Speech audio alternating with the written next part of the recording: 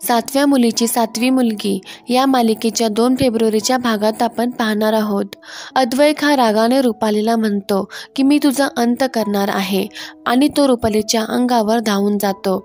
तेव्हा रुपाली त्याला म्हणते, मी तुझ्या आईला मारून टाकलं, तुझ्या आजीला मारून टाकलं, फाल्गुनीच्या बाळाचा जीव घेतला, काय केलंस तू?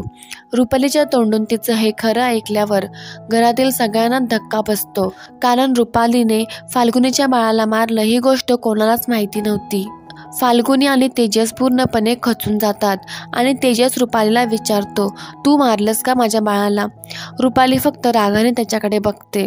तेजस त्यामुळे खूपच चिडतो आणि तिच्या अंगावर धावून जातो. तिला मारायचा प्रयत्न करतो, पण तन्मय, इंद्रायणी आणि नेत्रा सगळेच त्याला अडवतात. तेजस रडू लागतो आणि म्हणतो, या बाईला मी जिवंत सोडणार नाही, हिने माझ्या बाळाचा जीव घेतलाय. रुपालीवर मात्र या सर्वाचा काहीच परिणाम होत नाही. तर इंद्रायणी तेजसला धीर देत म्हणते, सांभाळ स्वतःला. तेजस म्हणतो, कसा सांभाळू? या बाईने माझ्या बाळाचा जीव घेतलाय, काय चूक होती त्या एवढ्याशा जीवाची?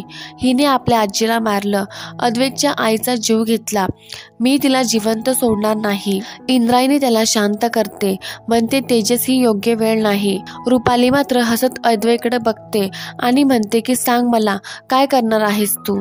आणि त्यामुळे रागात अद्वैक रुपालीचा गळा पकडतो. मात्र शेखर आणि नेत्रा धावत त्याच्या जवळ येतात. ते अद्वैकला रुपालीपासून दूर करतात. अद्वैक मोठ्याने बोलत असतो की या बाईला सोडणार नाही मी, पण शेखर त्याला त्याच्या रूममध्ये घेऊन जातो आणि अद्वैक तिथून गेल्यावर रुपाली परत नाटक सुरू करते. ती म्हणते की हे सगळं काय चाललंय, तुम्ही सगळे का रडताय? आणि मग ती फाल्गुनीकडे जाते आणि म्हणते, मी नाही मारलं तुझ्या बाळाला, विरोधकांनी मारलं तुझ्या बाळाला, तो माझ्या शरीराचा ताबा घेतो. मग त्यामुळे फाल्गुनी खूप घाबरते.